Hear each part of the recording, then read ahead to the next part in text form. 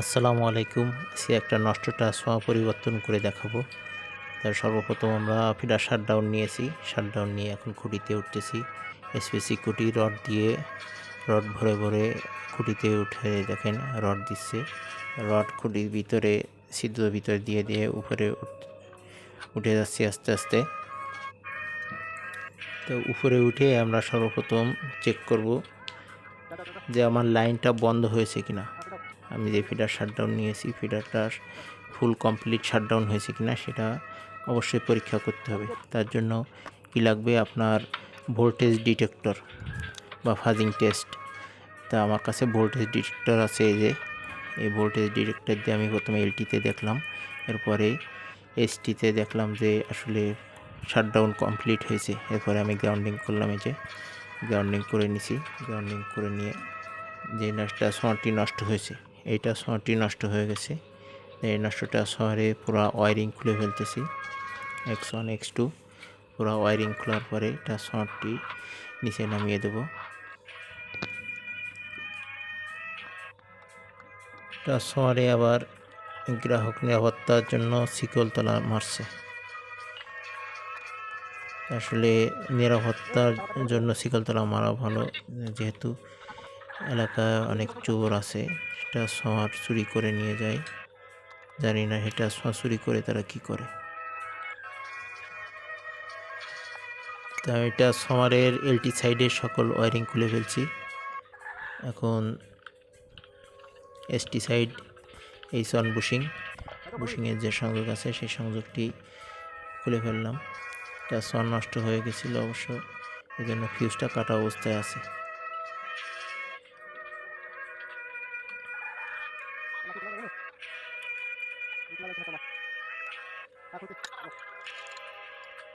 এই যে শিকলতলা খুলে ফেললাম, অবশ্য তালাটি নতুন আছে বিদায় খোলা গেল। অনেক সময় হয় কি পুরাতন হয়ে যায়, বৃষ্টি পানি ঢুকে তালা নষ্ট হয়ে যায়, খোলা যায় না, তখন অবশ্য বাধ্য হয়ে আমাদের তালাগুলোও কেটে ফেলতে হয়। যেহেতু একটা ছোটো ট্রান্সফর্মার, এ জায়গায় ট্রান্সফর্মার জিন ইউজ করব না। এই জায়গায় আমার যেহেতু ডেড পোলের সুন্দর ব্যবস্থা আছে, এখানে আমি হাই ভোল্টের সাথে লাগিয়ে সুন্দরভাবে ট্রান্সফর্মারটি নামাইতে পারবো।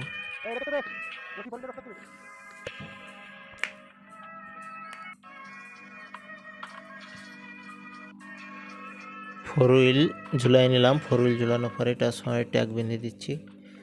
ট্যাগ বাঁধা হয় যেহেতু এ জায়গায় ট্যাগ লাগে না, তারপরে ট্যাগ বাঁধা হয় কী কারণে, ট্রান্সফর্মারটা যখন আমি ফ্রি ঝুলাই দেবো তখন ট্রান্সফর্মারটি ঘুরবে, ঘুরতে ঘুরতে আমার ফোর হুইলে এই রশি পেঁচায় যাবে, তখন ওই ট্রান্সফর্মার নিচে নামবে না। এই জন্য ট্যাগ লাগুক বা না লাগুক আপনার ট্যাগ বাঁধতে হবে, ট্রান্সফর্মার যাতে ঘুরে রশি পেঁচায় না যায়।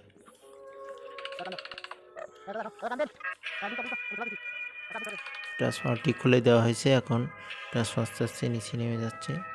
নিচেই দেখতে থাকুন।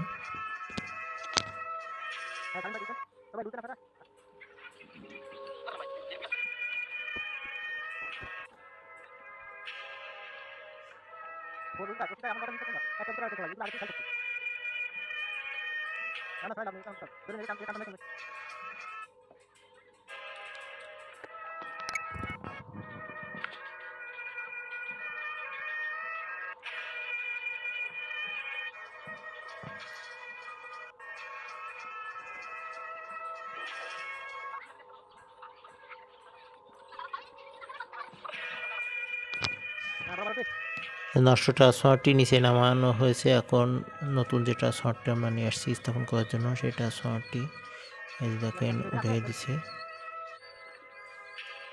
এই যে উঠে আসছে ট্রান্সফর্মার, নতুন ট্রান্সফর্মার কুড়ি মাথায় উঠে আসছে। এখন এটা এই যে আপনার মেশিং বোর্ডে ঢুকিয়ে টাইট দিয়ে দিলাম, ট্রান্সফর্মারটি খুঁটির সাথে আটকে গেল।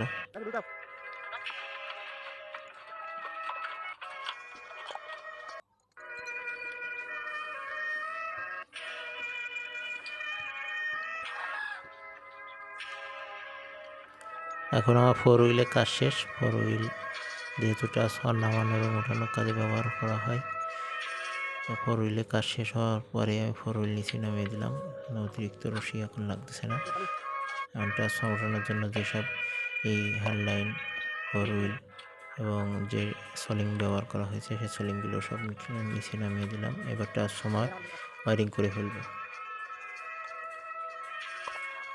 পর্যায়ক্রমে যেভাবে ট্রান্সফর্মার ওয়ারিংগুলো খোলা হয়েছে সেভাবে আবার ট্রান্সফর্মার ওয়ারিংগুলো করে ফেলবো। নতুন ট্রান্সফর্মারে ওয়ারিং করে ফিউজ লাগাবো। আপনারা দেখেন কীভাবে ফিউজটা লাগানো হয়।